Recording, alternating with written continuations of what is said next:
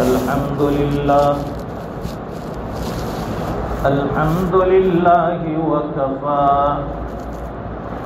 وسلام على عباده الذين اصطفى خصوصا على أفضلهم وخاتم النبيين محمد الأمين وعلى آله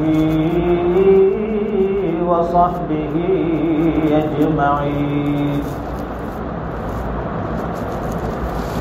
أما بعد فأعوذ بالله من الشيطان الرجيم بسم الله الرحمن الرحيم يؤثرون على أنفسهم ولو كان بهم خصاصة صدق الله العظيم وصدق رسوله النبي الأمي الحبيب الكريم ونحن على ذلك لمن الشاهدين والشاكرين والحمد لله رب العالمين اللهم صل على سيدنا ومولانا محمد وعلى آل سيدنا محمد وبارك وسلم. بزرگوں اور دینی بھائیوں،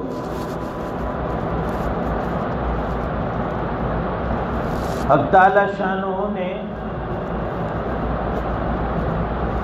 نظام کائنات کو بنایا، بے شمار مخلوقات پیدا فرمائی، اور ان مخلوقات میں ایک کو دوسرے پر برتری، ایک کو دوسرے پر فضیلت اور فوقیت عطا فرمائی. اعمال کے اعتبار سے فوقیت، درجات اور مرتبے کے اعتبار سے فوقیت، زور اور طاقت کے اعتبار سے فوقیت. یعنی ایک مخلوق دوسری مخلوق سے عمل کے اعتبار سے بڑی ہوئی ہے، ایک مخلوق دوسری مخلوق سے مرتبے کے اعتبار سے آگے بڑھی ہوئی، ایک مخلوق دوسری مخلوق سے زور، قوت اور طاقت کے اعتبار سے آگے بڑھی ہوئی. اللہ تعالیٰ نے انسان کو دوسری مخلوقات سے مرتبے اور درجات کے اعتبار سے فوقیت عطا فرمائی، ورنہ طاقت کے اعتبار سے دوسری بہت سی مخلوقات ہیں جو انسان سے کئی گنا زیادہ طاقتور ہے، لیکن انسان کو جو فوقیت عطا فرمائی، اسے جو افضل المخلوقات قرار دیا، اس کے مرتبے، درجے اور عمل کے اعتبار سے احکام خداوندی کو جو یہ بجا لاتا ہے اور شریعت پر جو اس کا عمل ہوتا ہے، نیکیاں کر کے وہ دوسری مخلوقات سے فوقیت لے جاتا ہے. یہ انسان کا کمال ہے اور اہل ایمان کا کمال ہے. ایمان ہوگا تو وہ عمل عند اللہ مقبول ہوتا ہے، اور پھر اس کے ثمرات اور اس کے جو درجات اور اجر ہے وہ اس پر مرتب ہوتے ہیں۔ دنیا میں غیر لوگ بھی نیک عمل کرتے ہیں، نیکیوں کے کام کرتے ہیں، اچھائیوں کی طرف جاتے ہیں، لیکن ان کی نیکیوں کا ان کو آخرت میں کوئی اجر ملنے والا نہیں، دنیا میں انہیں دے دیا جائے گا۔ اور ایک ایمان والا جو نیک عمل کرتا ہے، جو نیکی کرتا ہے، اللہ دنیا میں بھی اسے نوازتے ہیں، اور حق تعالی شانہ آخرت میں بھی اس کا اکرام فرمائیں گے۔ یہ ایمان کی خوبصورتی ہے، یہ کلمے کی خوبصورتی ہے کہ انسان کے اچھے اعمال کا بدلہ اسے دنیا میں بھی ملتا ہے، اور اس سے اچھے عمل کا بدلہ اللہ آخرت میں بھی عطا فرمانے والے ہیں۔ اس لیے ہر ایمان والے کی یہ سوچ ہے کہ میں نیک اعمال کروں، نیکیوں میں دوسرے سے آگے بڑھ جاؤں، دوسرے سے فوقیت لے جاؤں، ریس میں لگے ہوئے۔ حضرات صحابہ کرام ایک دوسرے سے نیکیوں میں آگے بڑھنے کی ریس لگاتے تھے، ایک دوسرے سے آگے بڑھ جاؤں۔ حضور پاک صلی اللہ علیہ وسلم نے اعلان فرمایا کہ جو بھی غزوے کے لیے سامان دے گا میں اس کے لیے بشارت دیتا ہوں، ضمانت دیتا ہوں۔ مسلمانوں کو سواریوں کی ضرورت ہے، مال و اسباب کی ضرورت ہے، سامنے غزوہ ہے، جنگ ہے۔ صحابہ اکرام بڑھ چڑھ کر حصہ لینے لگے، جس کے پاس جو بھی حیثیت تھی، جو بھی طاقت تھی، اپنی طاقت کے مطابق اس جنگ میں اللہ کے نبی کی خدمت میں پیش کرنے لگے۔ فاروق اعظم رضی اللہ تعالیٰ عنہ فرماتے ہیں ان دنوں میرے پاس مال تھا،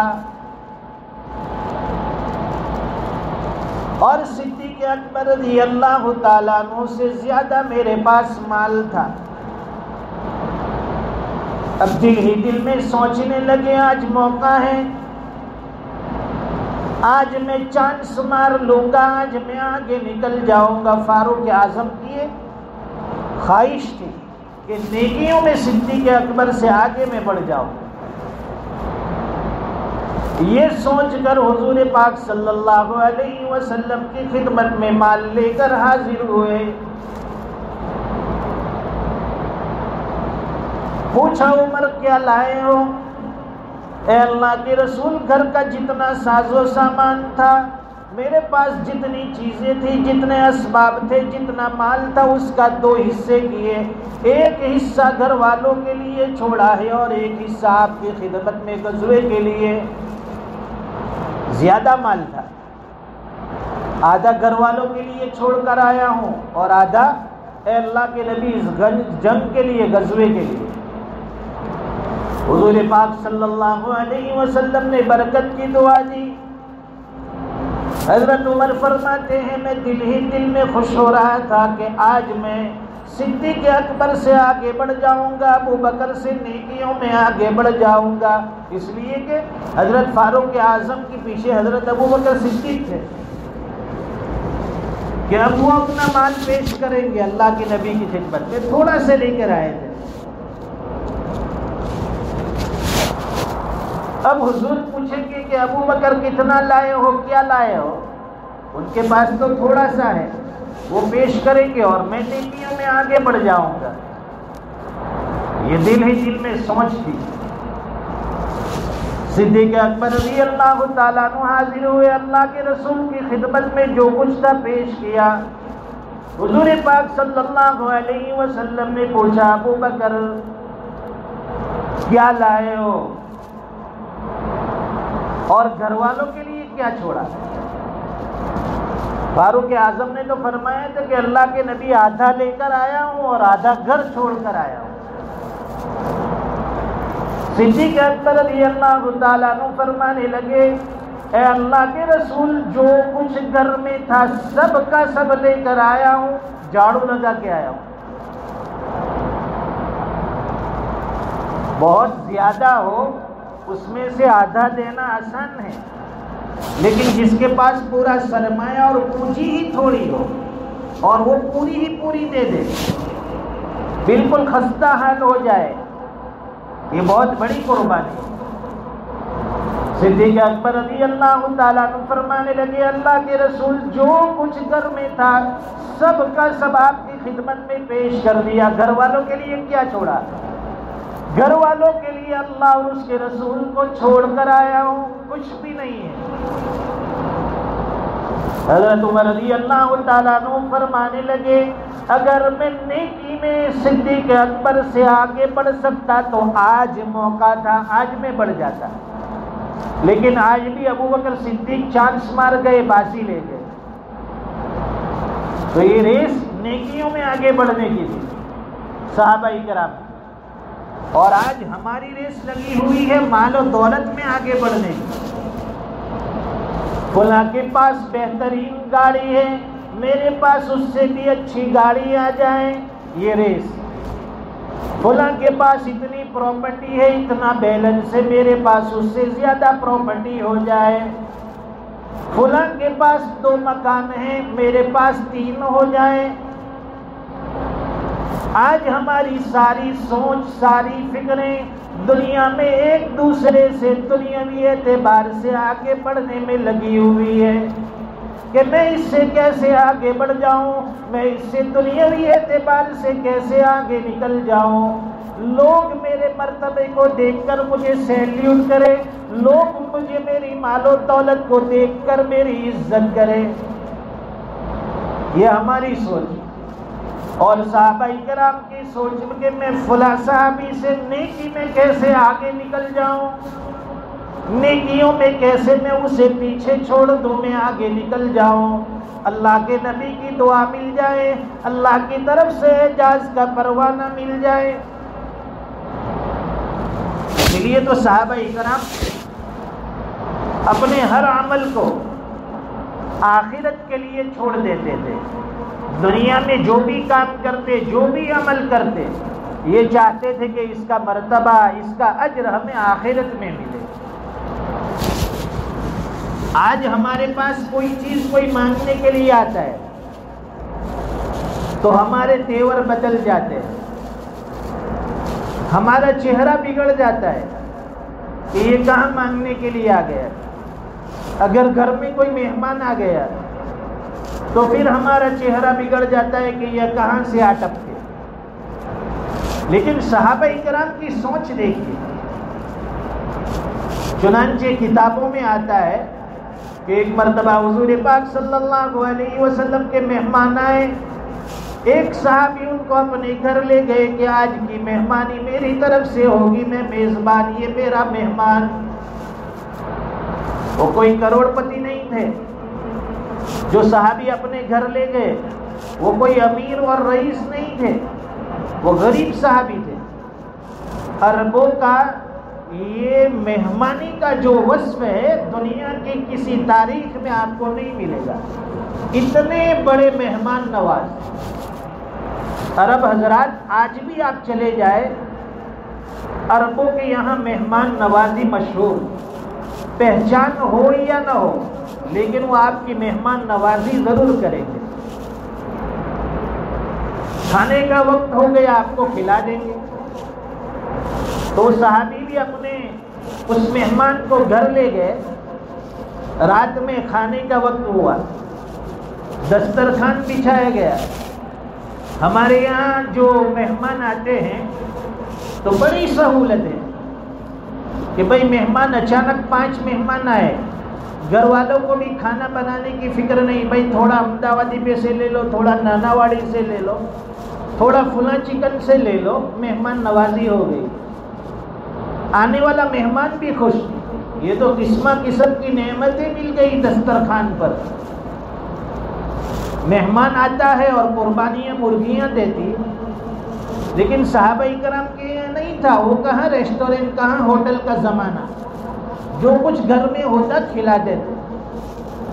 اب کھانے کا وقت ہوا، دسترخوان بچھایا، جو کچھ گھر میں موجود تھا وہ رکھ دیا۔ اکثر صحابہ کرام کے یہاں کیا ہوتا تھا؟ کھجور ہوتا، پانی ہوتا، معمولی کوئی چیز ہوتی گھر کی، وہ سامنے رکھ دی اور وہ مہمان کھانے لگے۔ گھر میں کھانا اتنا تھا کہ جو ایک آدمی کے لیے کافی ہو سکے۔ گھر میں دوسرے بھی افراد ہیں اور مہمان بھی آئے ہوئے، اب کھانا اتنا کہ ایک مہمان کھا سکے، اتنا کھانا ہے۔ اب ظاہر ہے کہ مہمان کھانے کے لیے بیٹھے گا، وہ اکیلا تو نہیں بیٹھے گا، وہ یہ چاہے گا کہ میرے ساتھ میزبان بھی بیٹھے، گھر کا کوئی آدمی بیٹھے، تاکہ ہم دونوں مل کر کھائیں۔ اب دوسرا آدمی کھانے کے لیے بیٹھتا ہے تو ایک کو ناکافی ہوتا ہے۔ وہ صحابی کھانے کے لیے تو بیٹھ گئے ان کے ساتھ، لیکن اپنی بیوی سے کہا کہ جب کھانے کے لیے ہم بیٹھ جائے اور کھانا شروع کیا جائے تو اس وقت تم کسی بہانے سے چراغ کو بجھا دینا، لائٹ آف کر دینا۔ لائٹ نہیں ہوتی تھی، چراغ ہوتا تھا، اس لیے چراغ بجھا دینا۔ اندھیرے میں مہمان کھاتا رہے گا، اسے پتہ نہیں چلے گا کہ میرے سامنے والا کھانا کھا رہا ہے یا نہیں۔ اس بہانے سے وہ پیٹ بھر کر کھا لے گا، میں رک جاؤں گا۔ ہم جب دسترخوان پر بیٹھتے ہیں، دعوت میں جاتے ہیں، ساری بوٹیاں بلڈوزر سے اپنی طرف کھینچتے، میرا پیٹ بھر جائے، سامنے والے کی کوئی فکر نہیں۔ دو بوٹی آئی ہے، ایک اس کی ایک میری، تو دونوں گھسیٹ لے گا، دوسری مرتبہ میں تجھے بھی ملے گی۔ ارے بھائی، صحابہ کرام کی کوشش یہ تھی کہ دو آئی ہے تو دونوں کی دونوں میرا بھائی کھا لے۔ وہ صحابی فرماتے ہیں کہ میں بھوکا رہا، میں نے اپنے مہمان کو کھلا دیا، خود بھوکے رہے اور اس مہمان کو کھلایا۔ قرآن کریم میں اللہ نے آیت نازل فرمائی جو قیامت تک آنے والا انسان اسے پڑھتا رہے گا، یُبْصِرُونَ عَلَىٰ أَنفُسِهِمْ وَلَوْ كَانَ بِهِمْ خَصَاصَةٌ، کہ یہ لوگ اپنی ذات پر دوسرے کو ترجیح دیتے ہیں، اگر خود ضرورت مند ہیں، اگرچہ خود تندرست ہیں، خود ضرورت مند ہیں، خود بھوکے ہیں، دوسرے کو کھلاتے ہیں، خود پیاسے ہیں، دوسرے کو پلاتے ہیں۔ یہ صحابہ اکرام کا عمل، قرآن میں آیت نازل ہوئی اور قیامت تک لوگ پڑھتے رہے۔ امام غزالی رحمۃ اللہ علیہ نے بڑی اچھی بات کی، فرماتے ہیں کہ اللہ نے دنیا میں 3 قسم کے جانور پیدا فرمائے۔ ایک وہ جانور جو انسانوں کو اور دوسری مخلوقات کو فائدہ پہنچاتے ہیں، جیسے گائے، بھینس، بکری، جس کا انسان دودھ بھی استعمال کرتا ہے اور ضرورت کے موقع پر ذبح کر کے اس کا گوشت بھی کھا لیتا ہے۔ گھوڑے اور گدھے ہیں، اسے سواری کے کام میں لیتا ہے، بار برداری کے کام میں استعمال کرتا ہے۔ فرماتے ہیں دوسری قسم کے جانور جو انسانوں کو صرف ایذا اور تکلیف پہنچاتے ہیں، وہ سانپ ہیں، بچھو ہیں، درندے ہیں، یہ صرف انسان کو تکلیف پہنچاتے ہیں۔ اور فرمایا تیسری قسم کے جانور وہ ہیں جو نہ کسی قسم کا فائدہ پہنچاتے ہیں، نہ کسی قسم کا نقصان کرتے ہیں۔ یہ لکھنے کے بعد امام غزالی رحمۃ اللہ علیہ فرماتے ہیں، اے دنیا میں بسنے والے انسان، اگر تو اس جانور جیسا نہیں بن سکتا جو دوسری مخلوق کو فائدہ پہنچائے، تو کم از کم وہ جانور بن جا، یا اس جانور کی طرح بن جا جو کسی کو نقصان نہیں پہنچاتے۔ آج ہمارا رویہ، ہمارے اخلاق کیسے ہیں؟ جسے دوسرے کو اذیت ہی ملتی ہے، دوسرے کو تکلیف ہی پہنچتی ہے، اگر وہ سامنے نظر آ جائے آدمی ڈر جاتا ہے، یہ کہیں نہ کہیں مجھے نقصان پہنچائے گا، یا زبان سے نقصان پہنچائے گا، یا ہاتھ سے نقصان پہنچائے گا، یا اس کے کسی عمل سے مجھے نقصان پہنچے گا۔ تو قرآن کریم کی اس آیت کو اگر زندگی میں اتار لے، یُبْصِرُونَ عَلَىٰ أَنفُسِهِمْ وَلَوْ كَانَ بِهِمْ خَصَاصَةٌ، اپنی ذات پر دوسرے مسلمانوں کو، دوسرے انسانوں کو ترجیح دی جائے، اپنی ضرورتوں کو کم کیا جائے، سامنے والے کی ضرورت کا خیال کیا جائے، اپنی بھوک سے پہلے سامنے والے کی بھوک کا خیال کیا جائے۔ اگر کوئی مسلمان خود بھوکا ہے اور دوسرا مسلمان بھوکا ہے، یا ایک مسلمان جس کے گھر میں کھانا موجود ہے اور اس کا پڑوسی بھوکا ہے، فرماتے ہیں کہ اس کی نماز کیسے قبول ہوگی جبکہ اس کا پڑوسی بھوکا سو رہا ہے، اس کے بچے بھوک سے بلبلا رہے ہیں۔ یہ پڑوسیوں کا حق ہے۔ اللہ تعالی ہمیں ایثار اور قربانی کا جذبہ عطا فرمائے۔ ایثار اور قربانی بہت بڑی چیز ہے۔ جس انسان کے اندر یہ صفت پیدا ہو گئی، اپنی ذات پر دوسرے کو ترجیح دینا، اللہ تعالیٰ اس کے لیے زندگی گزارنے کے طریقے آسان کرتا ہے، اور حق تعالیٰ شانہ اسے کم کے اندر زیادہ استعداد عطا فرماتے ہیں۔ کم ہوتا ہے لیکن اس کا دل اتنا بڑا ہے کہ دوسرے انسان کے لیے کافی ہو جائے۔ اللہ تعالیٰ عملی جذبہ نصیب فرمائے۔ وآخر دعوانا الحمدللہ رب العالمین۔